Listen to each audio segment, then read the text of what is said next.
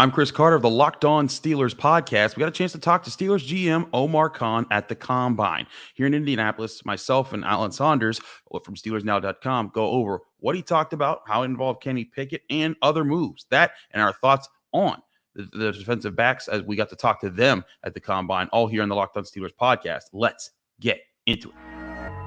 You are Locked On Steelers, your daily Pittsburgh Steelers podcast, part of the Locked On Podcast Network, your team every day.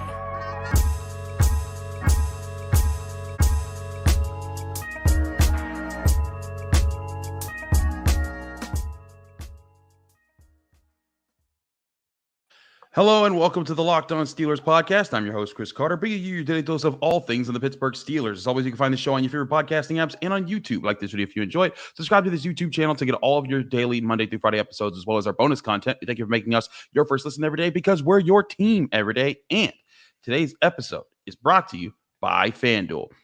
FanDuel Sportsbook is the number one sportsbook in America. Make every moment more. Right now, new customers get $150 in bonus bets by winning any $5 bet. That's right, $150. If your bet wins, visit FanDuel.com/LockedOn to get started. Alan, we have been busy all week long. Alan Saunders is here, y'all, from SteelersNow.com.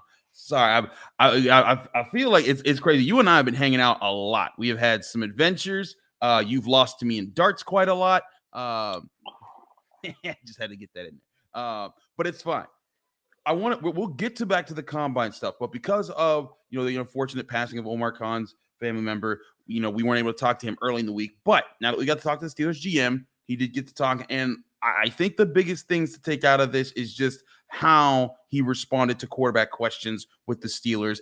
Now, full disclosure, before getting this out here, before we get crazy here, the whole job of the GM at these things is to not give away anything that they're doing to the public that they don't want anyone else to know. So his job is to not say much here. But if you read between the lines, there's something interesting here.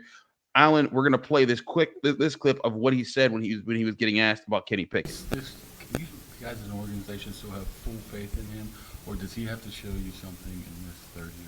I mean, I have full faith in Kenny. He's shown us some good things, and obviously there were some issues with the offense, and I'm excited about the impact that Arthur Smith's going to have on him. Arthur's very optimistic about Kenny, and I know they've communicated, and like I said, we'll have some strong competition there, and we'll see where it goes. Feel really good about it. When you change offensive coordinators, do you go kind of back through the work you've already done on this draft class and say, hey, we might be doing things differently now? Do some of these guys fit in a different way than maybe they did before? You're talking about the draft class like this year? Yeah, like this year's draft class. Yeah. We kind of, I don't know if we.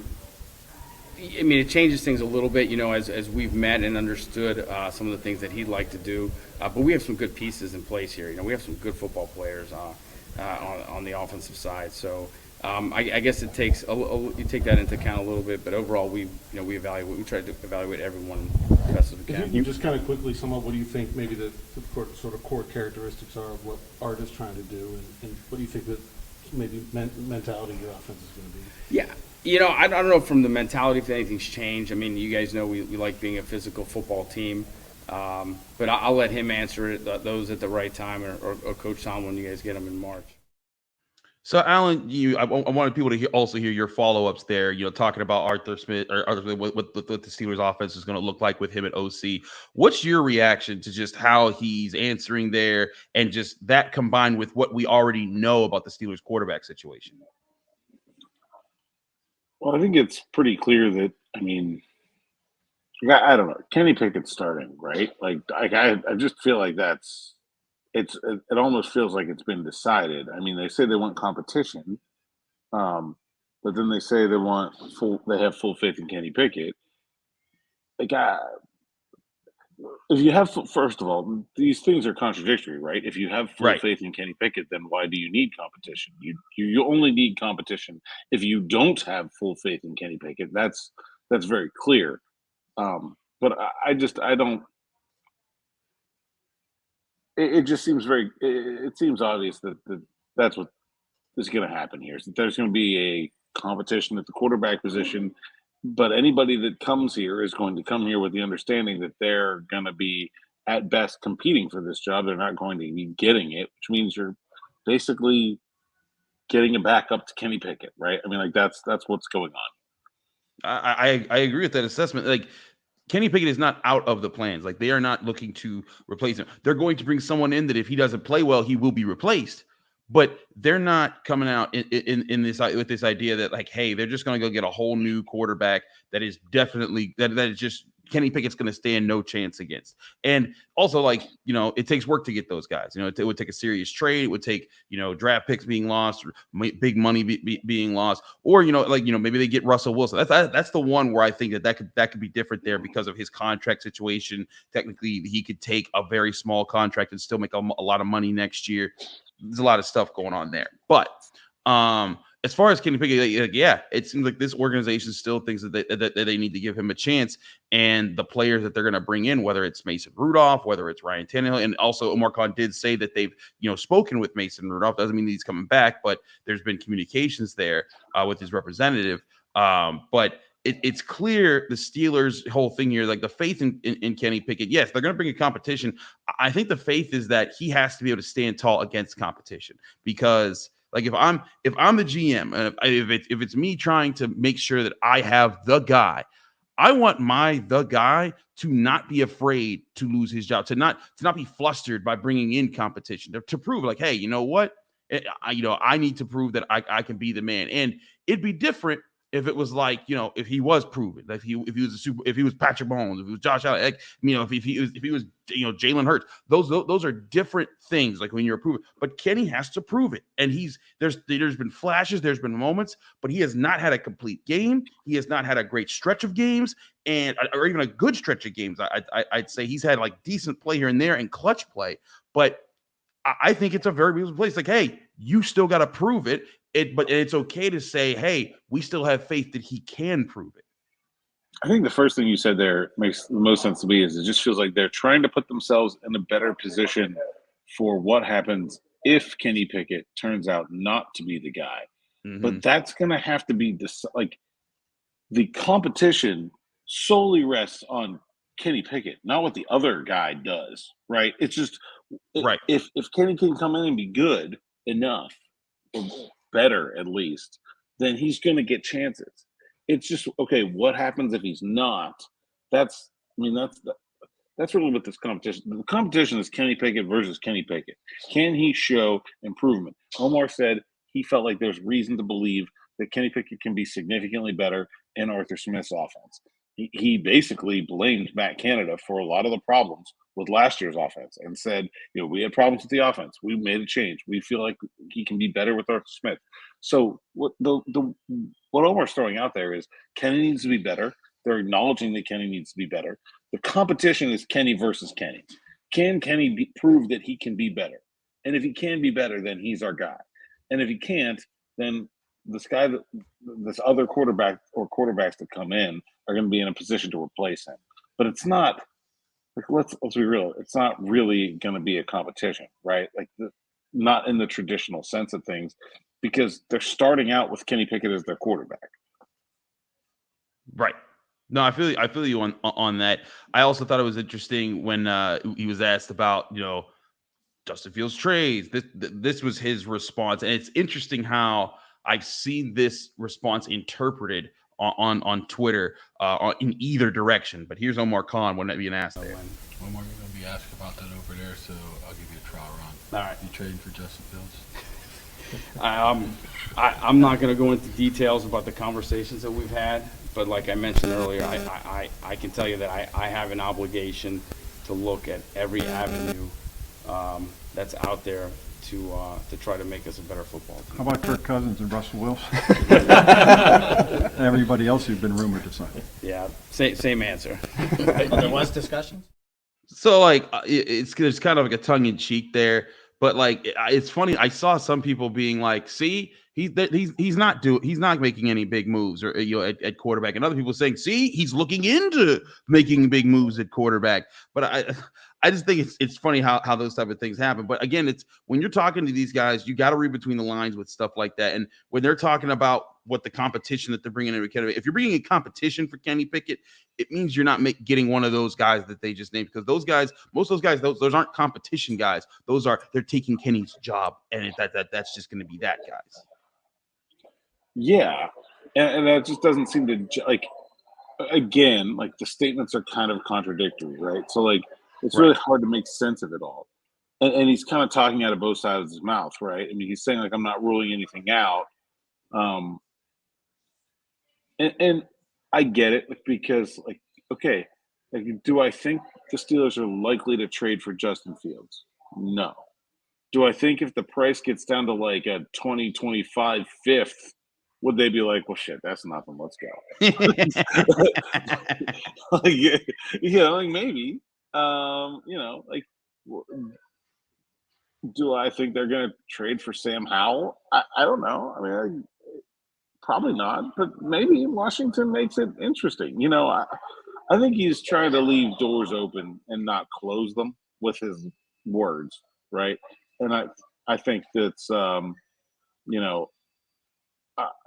that's probably where this sort of both sidesy talk is coming from. But like, I kind of feel like he's accounting for some pretty remote possibilities there. Yeah, I'm right. I'm right with you on that. There were other things he talked about other than quarterback. I want to get to some of those things in the next segment here on the Locked On Steelers podcast. Stick with us. We got a lot more to discuss. But first, I want to remind you this show is also brought to you by FanDuel Sportsbook, the number one sportsbook in America, with so many great chances to win on FanDuel. And right now, new customers can get $150 in bonus bets with any winning $5 bet. If you're like me, football season being done doesn't mean I'm done with sports. FanDuel gives you so many ways to play and win in the NBA, NHL, college basketball, and so many other sports that are giving you action every single day. FanDuel has so many ways to win, whether you like to make quick bets or live same-game parlays or get exclusive prop bets. There's so many different ways to win. Just go, you can download the FanDuel app right on your phone, and you can see all those different ways to win and search for all the different bets you can make in all the different sports that are there. And again, new customers, if you join today, you get $150 back in bonus bets if your first bet of $5 or more wins. Just visit FanDuel.com/LockedOn to sign up. So, and again, that's FanDuel.com/LockedOn. Make every moment more with FanDuel, an official sportsbook partner of the NBA.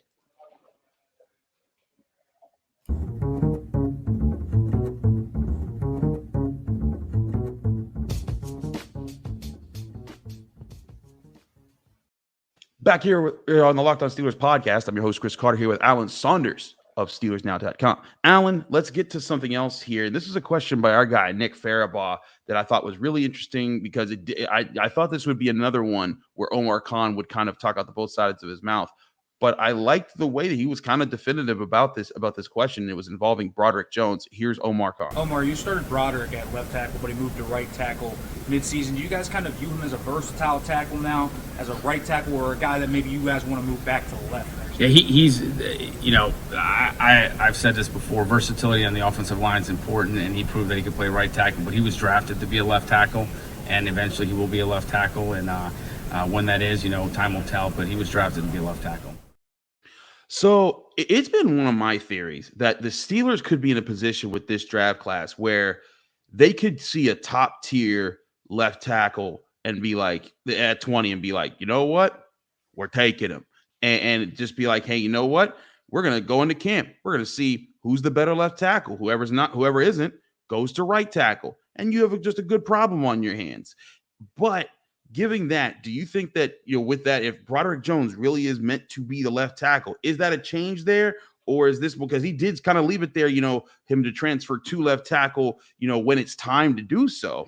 But that could be open-ended as far as, is that this training camp, next training camp, the training camp after that? How do you think that impacts offensive line planning as far as who they're looking at? I think if we're talking about the Steelers, going offensive line in the draft, it's almost definitely a right tackle. There just aren't that many left tackle types in this class. It's really deep in terms of right tackle guys. I like their chances of getting one at 20 if they want to go down that road. And I like their chances of there being like a draftable one at 51 if they want to wait. But it's just not a lot of left tackle types. Like I think it's mostly right tackles. And so guys like J.C. Latham or Marius Mims, Troy Fatanu, those guys are right tackles probably, and Tyler Guyton. So I think here's what I think. It depends on who the addition is, right? So like J.C. Latham is a guy who's played a lot for Alabama. He's certainly a right tackle. He's not like the world's greatest athlete. He's a gigantic dude, right?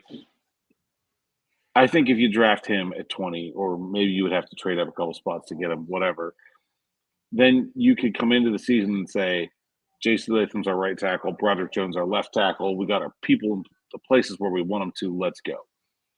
But like, what if it's a guy like Amarius Mims or Tyler Guyton, guys that are like not really finished products, or guys that have big question marks about like the timeline of their transition to NFL readiness, right? Where Guyton's like still pretty raw, and you're really just projecting on a lot of tools. And Mims, looks great on tape, but has only played 8 games, so you don't really know exactly what you're getting.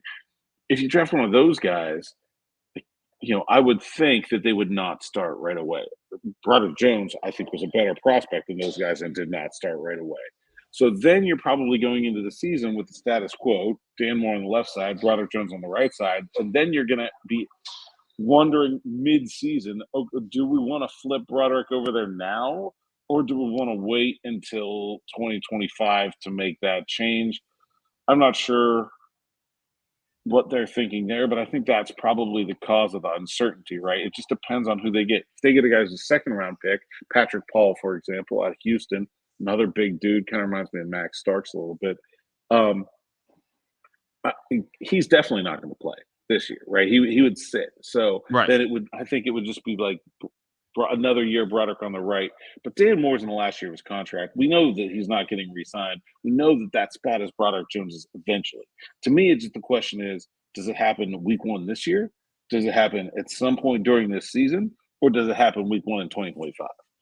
It's a good question, and it's one I think that kind of again leaves a little bit of open-endedness to how the offensive line can be assembled. Omar Khan also talked about the centers. I didn't clip this up for the show, but he did kind of acknowledge, like, hey, we do think we have some guys on the roster who can play center. He talked about Herbig, being able to be there, and there's flexibility with some guys, but.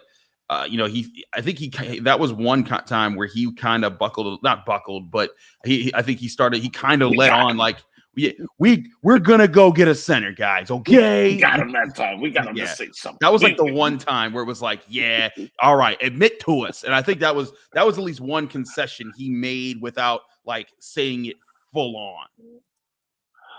on. I think it's interesting because cutting Mason Cole is not a very typical Steelers move. They didn't save that much cap space. You said that right away. Nate Herbig makes more than Mason Cole does, and did all of last year. Like, it's not like Mason Cole's cap hit was some sort of abomination if they wanted to keep him around as a backup, right?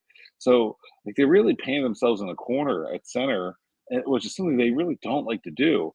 And I think this was Omar Khan's kind of way of saying, like, well, we don't really think we're in the corner because we think these guys can play some center. And by these guys, I mean Nate Herbig and James Daniels. I guess.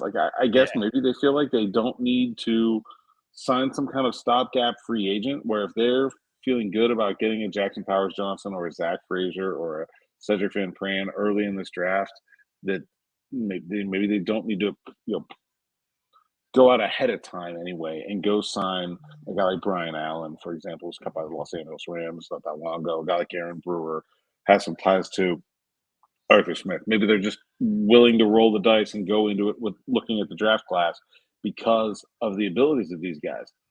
Like, where I kind of call BS is like, if you thought they were so good, why did neither of them play there last year when Mason Cole was struggling? Yeah. Like if they're really viable options, like that should have been something that was explored last year, and it wasn't. So what gives now? Yeah, I'm on the same page with you. I thought that there was there's a really good chance to take center from the door, but like now, like, man, like you said, unless free agency comes and they get like an Aaron Brewer type of guy, like that, maybe that's a little bit different. But I think this draft screams center. And, as far as something that they are going to get early because they need a guy that's going to be able to start there and set a tone there. But again, how they get it is going to be interesting. We're going to talk about the combine. I know some people out there are, want to talk about, hey, what about the DBs you talked? What about the linemen who ran? We're going to not less on the lineman events. We'll let all the numbers kind of finish because actually like they're doing that stuff like kind of right now as we're recording. And we'll get to that stuff later when we tabulated all those numbers. But we did talk to defensive backs, and I thought there were some interesting people there, that are players there that we got to talk to. That and more here on the Locked On Steelers podcast right after this break. But first, we'll remind you this show is also brought to you by and sponsored by BetterHelp Therapy Online. What's the first thing that you do if you have an extra hour in your day? Maybe you'd go for a run, read a book, or be there for a friend. But what about being there for yourself? That's where therapy can come in and help you find what matters most to you so that you can do more of that. I've benefited from the help of a good therapist in my life who's helped me sort out the most important things that I try to balance every single day. If you're thinking of starting therapy, give BetterHelp a try. BetterHelp knows life can be busy and stressful, so it's designed to be suitable for your schedule. All you have to do is fill out a brief questionnaire to get matched with a licensed therapist, and you can switch therapists at any time for no additional charge. Learn to make time for what makes you happy with BetterHelp. Visit BetterHelp.com/LockedOn to get 10% off your first month. That's BetterHelp, HELP.com/LockedOn.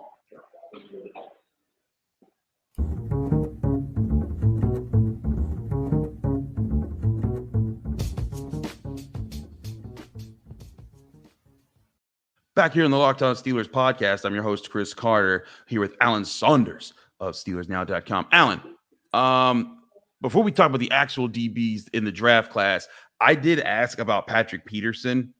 I was like, he was a versatile guy for you, and you guys feel like extending him in that versatile role. And I felt like Omar Khan's answer, again, I didn't clip this up, but I felt like his answer was kind of like, yeah, we like all versatile guys. Like, it was kind of like, I got the impression that was like he didn't say, yeah, Pat, like when we ask my other players, we really appreciate Deontay Johnson. We really appreciate this guy. He did not say that about Patrick Peterson. And I think they appreciate it for what he did this past year, but it made me kind of raise my eyebrows a little bit. Like, are they going to let him go? And if they do, that's another defensive back spot in their roster they're going to have to fill in this draft class or in free agency.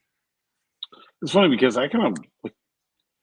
I was a little surprised he didn't sort of address the elephant in the room there, right? Like it's the cap hit, right? It's yes. The contract. It's not the player. Like he said some nice things about the player, and I think everybody would like to have the player back, but at what dollar figure does the player come back? And he didn't really address that at all. So I guess I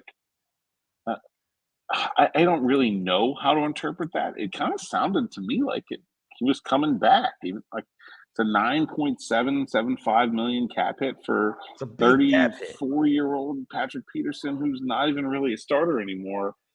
It's a big pill to swallow, but they are under the cap. Like they don't absolutely need the space. I don't know. It was a curious answer that I don't think really tells us a whole lot. I think I probably have just as many questions about whether or not Patrick Peterson's going to be back as I did before talking to Omar.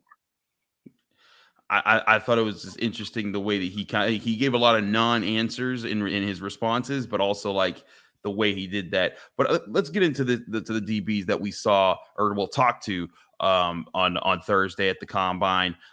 It was safeties and corners, tight ends as well, Dave, but tight end not a need for the Steelers in this draft class. But looking at some of the guys, safeties are early on, corners afterwards. Who were some of the guys that stood out to you for the way they responded, what they talked about, and and some of the notes that you took as far as which players admitted that they were, they had formal interviews with the Steelers?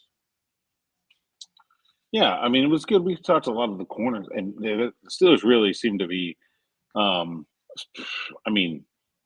They talked to everybody who's a good corner. I think just about like it was almost all the first round options, second round options, third round options, lots of formal meetings.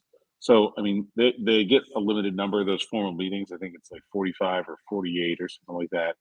And so the fact that they use them on specific positions certainly is an indication of interest.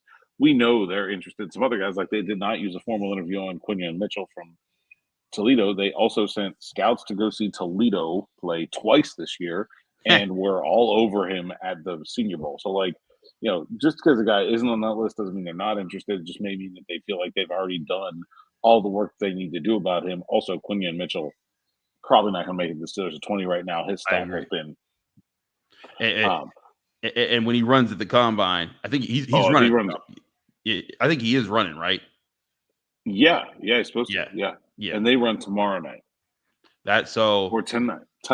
I don't know. Yeah, because this is the Friday tomorrow show. Night it's tonight, the Friday show. Yeah. But with that could change a lot. Is when he posts his 40 time is supposed to change everything. And if he does well with that, with his shuttle, with his jumps, I think that could be a really good sign that he's going to go pretty high up. But to your point being, though, the Steelers seem to be doing their due diligence to find the best corner options out here in this draft. Yeah, I think so. There's a couple guys I'm pretty interested by just in talking to them. Mike Sanderstill from Michigan just feels like a very Steelers kind of guy to me. He was a wide receiver when he got to Michigan, changed over to DB, said he modeled his game after Mike Hilton, would be that kind of like perfect fit Steelers slot option. I think some of the first round options are obviously like Terry and Arnold's really good. I think it's just a question of like which one of those guys might be there at 20. You know, I think that's still one of the things that like we really need them to run to know is like I don't really think we have a well-established pecking order for those first-round corners, and it seems like if you take that top maybe 4 or 5 guys between like Terry and Arnold, Kool-Aid McKinstry, Cooper DeJean, and Nate Wiggins, and like probably one of them will be there for the Steelers at 20, but which one is it going to be? And do they like that player, you know, compared to the tackles and the centers that we've already talked about? Right. I think there's a lot of uncertainty just among the league. Like when I go look at the mock drafts, like they're all over the place. There'll be guys up at 8, and then there'll be that same guy available to the Steelers at 20. And so I think we'll probably learn a lot more about the corners when they run, just in terms of who might be available. But it's very clear the Steelers are interested. Yeah, it's very clear, and I think it's gonna be really interesting to see, like you said, where the pecking order falls with these guys and how they continue to evaluate. But like that was the thing that I also saw was even with guys like Kyrie Jackson out of Oregon, not a first round corner, but maybe second, maybe third round corner, a guy that I personally like. He was great at the Senior Bowl, man. He was great. That's what I liked his measurements, and then like I saw some highlights before the Senior Bowl, and I was like, okay. And then I saw like the stuff what he was doing the Senior Bowl. I was like, okay, that screams a lot of good things. And he talked about, he said, hey, I haven't had a formal interview with the Steelers, but at the Senior Bowl, I talked to Mike Tomlin a lot. He said how much he appreciated him. He was always in my ear, challenging me and stuff like that. And it's clear that the Steelers, they are doing a lot of hard work, kind of like how they did at running back when they got Najee Harris, kind of like how they did at offensive tackle last year when they got Broderick Joens. But the thing is they're also doing this about center. Like they're taking a good look at a lot of positions. That's why I think this is a really intriguing year. That there's 3 legitimate different positions that could go that they could take in the first round, maybe 4 if you consider defensive linemen. In that group, if like one of those top guys falls down to 20 and they feel like they're the best player available. Yeah, I think 4 positions in the first round, and if you throw linebacker in for the second round, I think it gets to 5, right? Where like there's safety. Probably not in the second round, but maybe. Like yeah, I mean absolutely. Like that. So they have a lot of and wide receiver. It's a good wide receiver class. Now, the wide receiver is not the Steelers' most prominent need, and I'm disappointed that none of us asked Omar about Allen Robinson because I think it's pretty clear he's probably not coming back at the salary figure that he's listed at, but what gives? Like, he's still on the team. Why is he still on the roster? Yeah. Yeah, right. What are they doing there? But if they move on from him, they do need another wide receiver. It's a deep receiver group. I mean, there's lots of guys like round 2, round 3 that I think will be probably best player available, like are likely to be best player available when the Steelers are drafting because of how deep it is at receiver. So there's, I don't feel like I have been this unsure about what they're going to do in quite some time. Just in terms of like, they've been pretty easy to read at the draft the last couple of years. This year, I think there's a lot of different directions they can go. And I think that's a good thing for them in a way. It's not good that they have so many different needs, but it's good that they can't be pigeonholed, and that if there's someone that's targeting the player that the Steelers really think is like, hey, this is our big board, this is who we want. It's not like everyone knows it's that player. Like when the Bengals traded ahead, of the Steelers to get William Jackson III, that everyone knew they really wanted a corner. Those type of situations where it's just obvious what the Steelers are trying to do. So all that being said, I think that the Steelers, the different options here could be really interesting, but it's also could very much change in a couple weeks when free agency opens up and they address certain positions there. Yeah, I think it's clear they will get a center, right? I think that's the one. Now, whether that's the first round or the second round or the third round, I don't know. But like other than that, and I think that's a credit to the way they've been building this team too, right? Like if you think about this team coming into the draft last year, it was like, well, did they have a long-term option at corner? No. Did they have what they felt like was a long-term option at tackle? No. Well, okay. Well, now they went out and got one of each last year, and so now this year, like, well, okay, if it's one or the other, it doesn't matter. We're in an okay place in either spot. We still need upgrades at both spots, like D tackle and linebacker. Like, can they roll Cam Hayward and Larry Ogunjobi and Cole Holcomb and Landon Roberts out there for another year and probably be fine? Yeah, but like none of those guys are long-term options for various reasons: age, injury, contract, whatever. Like, it's time to start approaching the future. But outside of center, there isn't like a dire like need to get a guy that's going to play right away on this team. And I think that is a credit to the depth they've constructed and the way that 2023 draft class is really setting them up to have some future success. I agree. There's a lot of things that can be done in this draft class, and to build off of that last one they had. A lot of things that they got going for them in that direction. Like we said, Friday, you're going to see a lot of those DBs we talked about, safeties, corners. They're going to be testing. It's going to be interesting there. We're going to also get to talk to more positions as the weekend goes throughout. This show won't air over the weekend, but I will have a Monday episode coming out. I'll try to record here before I leave Indy so that it's ready to go, and you guys can see that once we take a look at things. And then we'll get a chance to step back, look at how everyone performed at the combine, and go from there. He's Alan Saunders of SteelersNow.com. Alan, let people know where they can find you, follow you, and get more of your work. At @Saunders_PGH, PGH Steelers Now, SteelersNow.com. My podcast is Steelers Afternoon Drive with myself and Zachary Smith. You can find it on YouTube or anywhere you find podcasts. And I got some good stuff up at the site already from today's stuff. I wrote about Mikey Sainristil and his wide receiver to DB journey. Also, like all kinds of good combine content up there as well. So go check it out. Absolutely. Thanks so much for joining me, Alan. Thank you all for joining me here on the Locked On Steelers podcast. I'm your host, Chris Carter. Follow me on Twitter and Instagram at Carter Critiques. Read my work at the Pittsburgh Post-Gazette, post-gazette.com. And find me here on the Locked On Steelers podcast every Monday through Friday, breaking down your Pittsburgh Steelers right here on the Locked On Steelers podcast. See you Monday, where we're talking more about what's been happening at the Combine here on the Locked On Steelers podcast.